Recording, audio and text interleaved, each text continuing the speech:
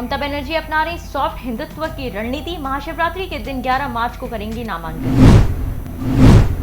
16 रोहिणी युवाओं को फर्जी तरीके से बनाया वोटर आईडी कार्ड भी कर दिए गए जारी। नमस्कार, मैं हूं शाहीन और अब खबरें विस्तार से। पश्चिम बंगाल में होने वाले चुनाव में मुख्यमंत्री ममता बनर्जी सॉफ्ट हिंदुत्व की रणनीति अपना रही हैं। इसी रणनीति के तहत उन्होंने अपने नामांकन के लिए 11 मार्च का दिन चुना है, क्योंकि 11 मार्च को महाशिवरात्रि का पर्व है। आपको बता दें कि पश्चिम बंगाल की मुख्यमंत्री ममता बनर्जी 11 मार्च को नंदीग्राम के चुनाव बिगुल बजाएंगी, जिसके लिए तैयारियां शुरू कर दी गई हैं। 10 मार्च को ममता बनर्जी पूर्व मिदनापुर के हल्दिया पहुंचेंगी। यहां रात विश्राम करने के बाद पहली मीटिंग करेंगी और अगले दिन नंदीग्राम जाएंगी। उत्तर प्रदेश के मुरादाबाद में ब्लॉक लेवल अफसर पर आरोप है कि उसने पूर्व प्रधान के साथ मिलकर 16 रोहिणी युवाओं को फर्जी तरीके से वोटर बना दिया है। दरअसल रोहिणी शरणार्थियों के नाम भी वोटर लिस्ट में शामिल कर दिए गए हैं। इतना ही नहीं, करीबी 16 रोहिंग्याओं को वोटर आईडी कार्ड भी जारी कर दिया गया है। जब अधिकारियों ने इस मामले की जांच शुरू की तो पूरे मामले में ग्राम प्रधान और बीएलओ की मिलीभगत का आरोप लगाया जा रहा है। आपको बता दें कि वोटर लिस्ट में नाम दर्ज होने का मतलब है कि आप देश के नागरिक बन गए हैं, जबकि रोहिंग्या यहां छुप कर रह रहे हैं। जानकारी के मुताबिक ये भारतीय नागरिकता लेने की कोशिश करते रहते हैं, जिसमें इस बार एक बीएलओ की रिश्वतखोरी की वजह से ये कामयाब भी हो गए। हालांकि वक्त रहते ये पूरा मामला अधिकारियों के संज्ञान में आ गया, जिसके बाद कार्रवाई शुरू कर दी गई है। उत्तर प्रदेश के मुरादाबाद में अखिल भारतीय ब्राह्मण महासभा ने मांग की है कि समाज के पूज्य भगवान परशुराम जी की जयंती पर सार्वजनिक अवकाश घोषित किया जाए। उन्होंने ज्ञापन सौंपते हुए कहा है कि भगवान परशुराम जयंती पर गत अनेक वर्षों से सार्वजनिक अवकाश रहता था, परंतु पिछले साल ये अवकाश रद्द कर दिया गया, जिससे ब्राह्मण समाज अपने भगवान की पूजा अर्चना विधि विधान से नहीं कर पा रहा है। इसलिए ब्राह्मण समाज की मांग है कि अक्षय तृतीया पर भगवान परशुराम जयंती पर सार्वजनिक अवकाश घोषित किया जाए, ताकि ब्राह्मण समाज भगवान परशुराम जयंती धूमधाम से मना सके। उत्तर प्रदेश के बरेली में वरिष्ठ पुलिस अधीक्षक के निर्देश में अभियान ऑपरेशन डंका चलाया गया। वहीं शाही थाना पुलिस ने अभियुक्त लाल सिंह और किशन लाल को अवैध 20 लीटर कच्ची शराब और 250 लीटर लहन के साथ गिरफ्तार कर लिया है। अभियुक्त के पास से शराब बनाने के उपकरण भी बरामद किए हैं। फिलहाल पुलिस आगे की छानबीन में जुटी हुई है। राजस्थान के बीकानेर में वूल और अनाज मंडी संस्था के व्यापारियों ने मंडी गेट पर ताला लगाकर प्रदर्शन किया। वहीं संस्था के अध्यक्ष रामदयाल सारण ने बताया है कि केंद्र सरकार के काले कानून से व्यापार पहले से ही प्रभावित हैं और वर्तमान में राज्य सरकार के क वर्ग दलाल की आढ़त को 50 पैसे घटाकर कोड़ में खाच का काम किया है। इस व्यवस्था को व्यापारी कतई बर्दाश्त नहीं करेंगे। व्यापारियों ने सरकार से आढ़त फिर से 2.25% करने की मांग की है। क्या मांगे, किन मांगों को लेकर आज मंडी बंद की है? क्या कुछ मंडी सरकार ने, राज्य सरकार ने हमारी आढ़त 50 पैसे घटा दी है। इसको लेकर हमने मंडी के गेट पे प्रदर्शन किया है और आगे के लिए मुख्यमंत्री महोदय से मिलेंगे और हमारी मांगे मनवाएंगे। मांगे नहीं मानी जाएगी तो मंडी के लिए मंडी में हड़ताल कर देंगे और व्यापारी कामकाज बंद कर देंगे। बीजेपी सरकार ने हमारी आढ़त बढ़ाई, सरकार ने तो हमारी आढ़त बढ़ाई थी और कांग्रेस सरकार ने हमारी आढ़त घटाई है। दिनों दिन खर्चा बढ़ रहा है और सरकार ध्यान नहीं दे रही है। आज आपने क्या किया है? आज आपने क्या किया? गेट बंद किया? क्या कुछ? गेट बंद करके सरकार को चेतावनी दी है, भाई हमारी मांगे मान लो, अन्यथा हम मंडी में हड़ताल कर देंगे। नाम बता दो। रामदयाल सारण, व्यापार मंडल अध्यक्ष, ऊन मंडी पुकुल रोड।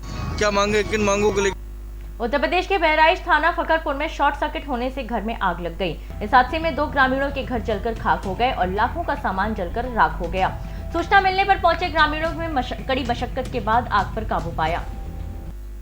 उत्तर प्रदेश की राज्यपाल आनंदीबेन पटेल मिर्जापुर जनपद में आयोजित कार्यक्रमों में शामिल होने के लिए पहुंची। कड़ी सुरक्षा व्यवस्था के बीच राज्यपाल आनंदीबेन पटेल ने माता विद्वांसिनी का दर्शन पूजन किया। आपको बता दें कि राज्यपाल ने क्षय रोग उन्मूलन कार्यक्रम में कहा है कि जिले में करीब 300 क्षय रोगी हैं। अगर महाविद्यालयों के प्राचार्य और जागरूक लोग एक एक रोगी को गोद ले लें तो रोग का उन्मूलन किया जा सकता है।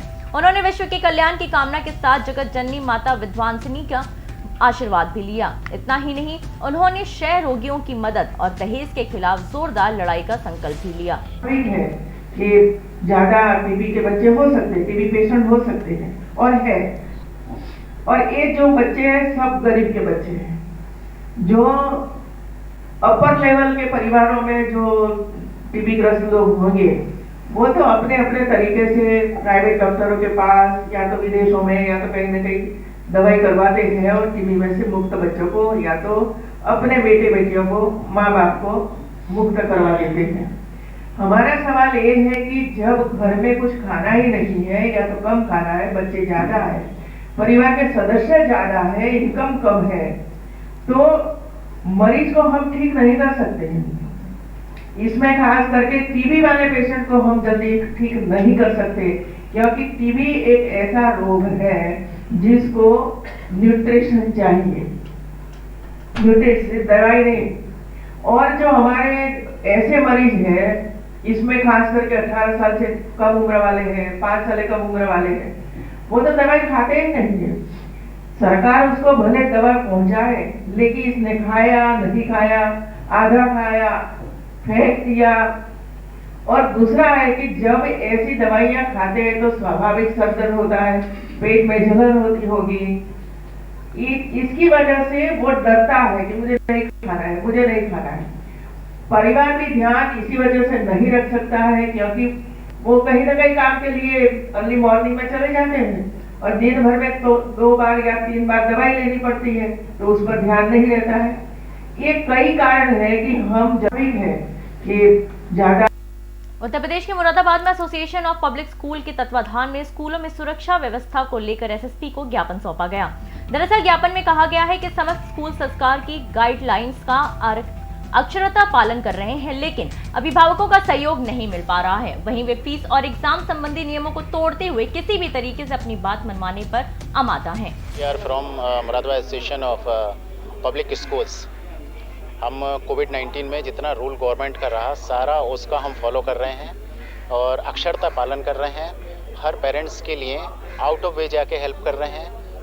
आप कोई ये चाहे कि बिना फीस के और बिना एग्ज़ाम दिए बाकी प्रोसेस पूरा हो जाए, तो ये तो मैं समझता हूँ पॉसिबल नहीं है।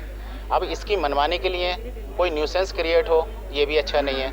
तो सिर्फ हम यहाँ आज डीएम सर के पास और एसएसपी सर के पास आए हैं कि हमें थोड़ा प्रोटेक्शन दिया जाए। अब मनोबल खराब गिर रहा है टीचर्स का, स्टाफ का, कि कोई बात ना हो जाए। हमारे प्रिंसिपल सर अगर इस तरीके से डरे रहेंगे तब हम कैसे बाकी सारे काम गतिविधियाँ स्कूल में पढ़ाई की, एग्ज़ाम्स की चला पाएंगे। इसीलिए यस, हाँ, डीएम सर ने आश्वासन दिया है कि हम आपका जो ध्यान रखते हैं और हम आपकी बात मतलब हम आपकी बात we are from Moradabad association of. Uttarakhand के उधम सिंह नगर कोतवाली खटीमा में पुलिस ने लूट की योजना बना रहे 4 संदिग्धों को गिरफ्तार कर लिया है।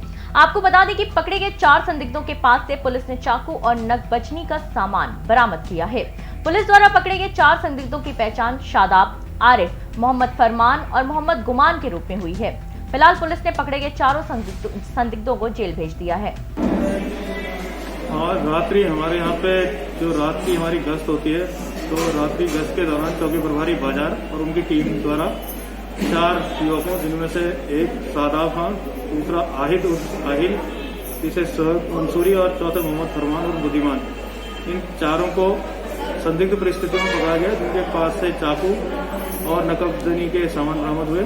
4 से पूछताछ में पता चला कि कहीं लूट की योजना बना रहे थे, जिन्हें मौके पर ही गिरफ्तार कर दिया गया है और आज उनके विरुद्ध मुकदमा पंजीकृत कर जेल भेजा जाएगा। और रात्रि हमारे यहाँ पे जो रात की हमारी गश्त होती है, तो रात्रि गश्त के दौरान चौकी प्रभारी बाजार और उनकी टीम द्वारा 4 युवकों, जिनमें से एक शादाब खान, दूसरा आहिद आहिल, तीसरे सोहब मंसूरी और चौथे मोहम्मद फरमान और बुद्धिमान, इन 4 को संदिग्ध परिस्थितियों में पकड़ा गया, जिनके पास से चाकू और नकबजनी के सामान बरामद हुए। 4 से पूछताछ में पता चला कि कहीं लूट की योजना बना रहे थे, जिन्हें मौके पर ही गिरफ्तार कर दिया गया है और आज उनके विरुद्ध मुकदमा पंजीकृत कर जेल भेजा जाएगा। उत्तर प्रदेश के आजमगढ़ जिले के रहने वाले एक व्यक्ति को जालसाजों ने अपना निशाना बनाया। आपको बता देंगे जिले के किशनदासपुर गांव निवासी रामपति प्रसाद चौरसिया सेवानिवृत्त कर्मचारी हैं। उनका आरोप है कि साल 2015 में उनके यहाँ टावर लगाने के लिए फोन आया और उनसे पैसे की मांग की गई।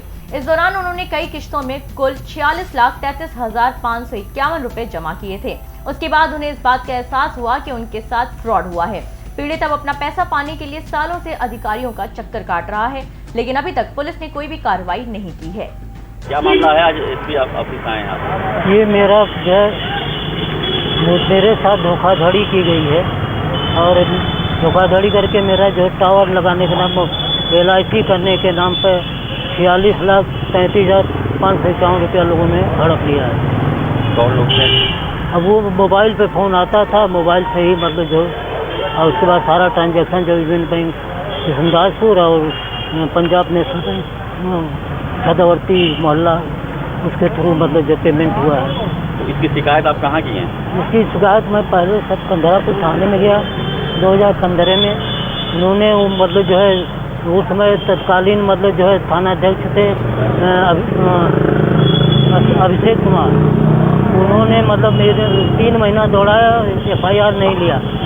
फिर उसके बाद जो है मैं कोतवाली में आया, कोतवाली में भी मतलब 1 महीना दौड़ाए, FIR मेरा नहीं किया गया। उसके बाद मैं गया DIG साहब के, DIG साहब के पास से मतलब जो DIG साहब ने SSP को लिखा तो उसके बाद जाकर के मेरा FIR दर्ज हुआ, वो भी NCR में, जबकि सारा डिटेल मैंने दिया था, किस अकाउंट में बैंक नंबर IFSC कोड है, सब प्लेस का नंबर, स्थान का उसमें नोट है। उसके बावजूद उसने अज्ञात में मतलब जो है FIR कर दिया। कितने समय से दौड़ रहे हैं आप? हम 2015 से समझिए दौड़ रहे हैं, अभी तक कुछ नहीं?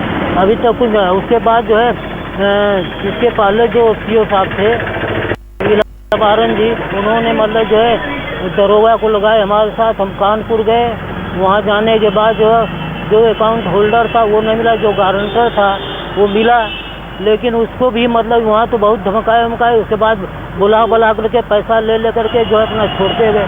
हमको कहे तो रुपया जी आधे घंटे में आप आ जाइए। मैं आया तो कहना है भाई मैंने तो वो तो बहुत घायल हुआ था, उसको पट्टी बंधी थी, और हम जो है मतलब जो है। और फिर एक केस में और उन्होंने बताया कि ये वहाँ से एफिडेविट दिया है कि वो जो है जो अकाउंट होल्डर तो एक्सपायर कर गया है, तो उसका 14/7 में जो एक्सपायर किया हुआ दिखाया जा रहा है। मेरा पैसा 2015 से गया है उस अकाउंट में, तो मैं यही नहीं जान पाया कि उस अकाउंट को कौन जो है वो ऑपरेट कर रहा था। क्या मामला है आज? राजस्थान के बीकानेर चरकड़ा गांव में नोखा पुलिस ने एक हत्या का खुलासा किया। आपको बता दें कि जांच में पुलिस ने पाया है कि कलयुगी बहू ने ही सास की हत्या की थी। जानकारी के मुताबिक गत महीने में चरकड़ा की रोही में चंद्रकवर की अज्ञात हत्यारों ने हत्या कर दी थी। वही रात खुलासा देख अभियुक्त महिला PBM में भर्ती हो गई। दरअसल विगत 13 फरवरी को महिला का शव उसकी ढाड़ी में मिला था, जिस पर कार्रवाई करते हुए बीकानेर SP प्रीति चंद्रा ने मौके पर पहुंचकर मामले का मुआयना भी किया था। क्या खुलासा किया? दिनांक 12 फरवरी को ग्राम चरकड़ा में एक महिला वर्धा चंद्रकवर की हत्या कर दी गई थी, क्योंकि उस हत्या को देखते हुए ये लगता था कि इसमें लूट जैसे तत्व नहीं है। हमने मौके पे डॉग स्क्वाड बुलाए, FSL को बुलाया था, तो डॉग स्क्वाड और FSL ने हमें कोई इस तरह की कोई साक्ष्य दिए नहीं थे। उसके बाद मौका मुआयना करने के बाद हमने इसमें 4 टीमें गठित की, 4 टीमों को अलग अलग प्रकार के काम दिए थे। अंतिम तौर पे ये पाया गया कि इसमें किसी निकट संबंधी का ही हाथ है, तो हमने उस हिसाब से मुखबिर मामूल किए और रिश्तेदारों से पूछताछ की, तो उसकी पुत्रवधू और जो नाबालिग पोती है उनकी संलिप्तता इसमें सामने आई। घटना के दिन जो मृतका है उसका बेटा जो आरोपिया का पति है वो गांव में नहीं था, जो एडवोकेट है, और इसी का फायदा उठाते हुए इन दोनों ने गांव से 4 किलोमीटर दूर ढाणी में अकेले रह रही वर्धा के सिर पे मुसर मार के हत्या की। क्या खुलासा किया? उत्तर प्रदेश के मिर्जापुर अहरौरा नगर में सुप्रसिद्ध श्री राधा कृष्ण मंदिर परिसर में चल रहे श्रीमद् भागवत कथा का आज तीसरा दिन है। श्री धाम वृंदावन से पधारे कथावाचक ब्रजसर दास महाराज ने कहा कि प्रेम का नाम ब्रज धाम है। इस अवसर पर नवागत थाना अध्यक्ष अजीत श्रीवास्तव को कथावाचक ब्रजसर दास के द्वारा सम्मानित किया गया। आज की खबरों में इतना ही। मुझे दीजिए इजाजत। नमस्कार।